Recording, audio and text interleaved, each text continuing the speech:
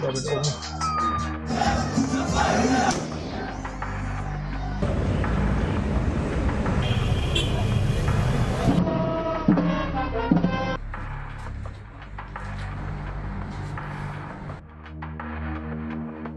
هذا العدوان حتما له عقابه الخاص وله قصاصه الخاص. אני כבר אמרתי, אנחנו נחזיר את תושבי הצפון בבטחה לבתיהם.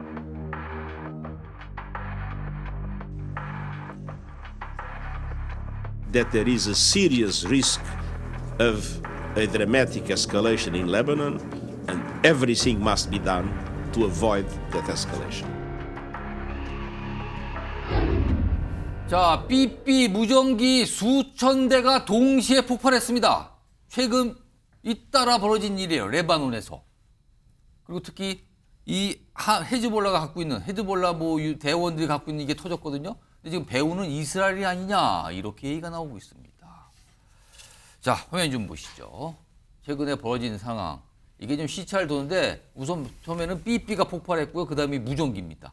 여기 보면 레바논에서 연이틀 삐삐 무전기 폭파 이렇게 돼 있는데 헤즈볼라 최근 몇 달간 삐삐 무전기를 도입을 했어요. 굉장히 숫자가 많죠. 근데 이게 처음에는 삐삐가 수천 대가 폭발하더니 이어서 무전기까지 폭발했어요. 그래서 지금 사망자는 수십 명에 이르고요. 부상자는 수천 명으로 가고 있습니다. 지금요. 근데 이거에 대해서 좀 여러 가지 얘기가 나오는데 뭐 이스라엘은 별 얘기 안 하고 있고 다른 데서는 막 비판하고 막 그래요. 이준우 위원. 원래 이제 이 헤즈볼라가 위치 추적에 대한 걱정 때문에 휴대전화를 안 쓰고 대신에 삐삐를 선택을 했고 무전기로만 의사소통을 했는데 이게 폭탄이 돼버렸습니다. 지금요.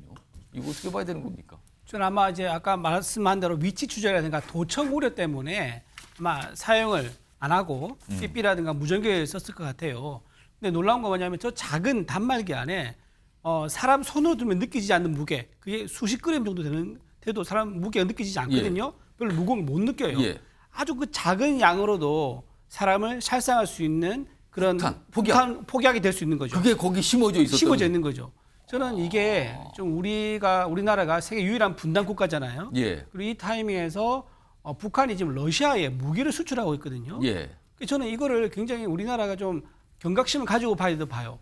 북한이 수출하고 있는 무기, 신형 무기들은 전부 다 러시아를 보내고 있다 그러는데 현재는 우리 남쪽에다가 오물, 풍선에 쓰레기만 담아서 보내지. 예. 거기에 만약 북한에서 이런 수십 그램의 폭약을 담아서 보낸다 그러면은 예. 국민들한테 직접적인 타격을 줄 수 있지 않습니까? 예. 지금 이 삐삐 5,000개라 그러는데요. 5,000개 일일이 심어 넣는 그 과정이 누가 계획된지 아무도 모릅니다. 지금 몰라요. 그러니까 어떻게 그렇죠. 그게 가능했는지도 몰라요. 그렇죠. 지금요. 그 폭약이 누가 또 아주 작은 그런 고성능 폭약을 누가 제공했는지도 몰라요. 그렇다 그러면은 우리 세계 유일의 분단 국가인 우리 정부에서는요, 좀 대비를 좀 경각심을 가지고 이런 식으로 생활 속 국민들, 그러니까 미사일 쏜다거나 뭐 유격대를 보낸다거나 이런 게 아니라 이런 생활 속에서 어떤 테러 가능성에 대해서 좀 경각심을 가지고 준비해야 되지 않느냐, 좀 그런 생각 해봅니다. 윤기호 소장님, 지금 이번 이 일이 터지자 지금 이란하고 헤즈볼라뿐만 아니라 특히 유럽 쪽 매체들 중심으로 이거 배후가 이스라엘이다, 이스라엘이 한 것 같다라고 얘기하는데 이걸 어떻게 봐야 되는 거예요? 모사드로 알려진 이스라엘 정보국 말고도 군사 정보국이 따로 있는 거죠. 그쪽에서 일체 부인도 긍정도 안 했다는 거죠. 아무 얘기를 안 하는 거예요. 그래서 NCND는 되게 다 긍정이라는 의미잖아요. 근데 오늘 제가 오기 전에 봤더니 로이터 통신 보도에 의하면 그 군사정보국 하에 8200 부대라는 이런 식의 기술적인 공격을 가하는 부대가 오랫동안 이런 것들을 준비해왔다. 있었다고요? 오늘 아침 보도에 의하면 이게 생산업체는 대만인데 예. 제조는 헝가리에 있는 어느 작은 중소기업이 했다는 거죠. 삐삐가. 근데 거기에서부터 지금 얘기한 소량의 폭탄이 담겨져 있는데 그걸 레바논의 이 헤즈볼라는요, 아시겠지만 시아파의 무장단체입니다. 그러니까 이 시아파이기 때문에 이란이나 시리아에서 지원을 해주는 거예요. 예. 지금 이스라엘이 팔레스타인 공격을 하고 무차별로 지금 전선을 넓혀가고 있는 과정에 시아파, 특히 옛날 페르시아지 않습니까? 이란하고의 충돌이 지금 일촉즉발이잖아요. 예. 헤즈볼라 역시 거의 정면으로 팔레스타인에게 하는 공격과 마찬가지. 예.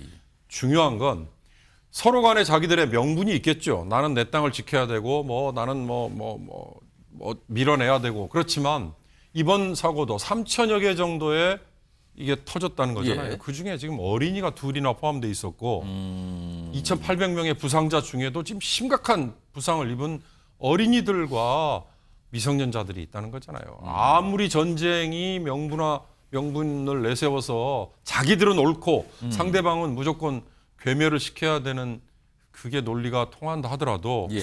이런 식의 살상은 그건 아마 어떤 식의 명분으로도 통하지 예. 않을 거예요. 군사작전이고 또 비밀 부대에서 저지른 수행한 여러 작전이기 예. 때문에 아마 이건 나중에도 규명이 쉽지 않을 겁니다. 그러나 과연 이런 식의 무차별 살상이라는 게 누구를 위한 것인가 이런 것도 좀 생각을 사실은 해볼 필요가 있고요. 아까 유엔 사무총장이 나서서 하는 얘기들이 조금 더 저는 설득력과 호소력이 있었으면 좋겠습니다. 전쟁을 하더라도 정규군끼리의 전쟁은 피할 수 없는 거죠. 그러나 민간인들에게 무차별로 저질러지는 이런 살상 무기가 마구 쓰이는 거 이런 거는 글쎄요. 이스라엘도 자기들의 이 자위를 위해서 하는 거라 하더라도 예. 아마 세계 여론이 그렇게 우호적이지는 않을 것 같다는 생각이 드는데요. 누가 옳고 누가 선하고 누가 악하다 이런 문제는 저는 그건 종교적인 차원 또는 다른 명분 이런 것들이 있기 때문에 예. 그건 냉정하게 따져봐야 될 일이라고 생각합니다.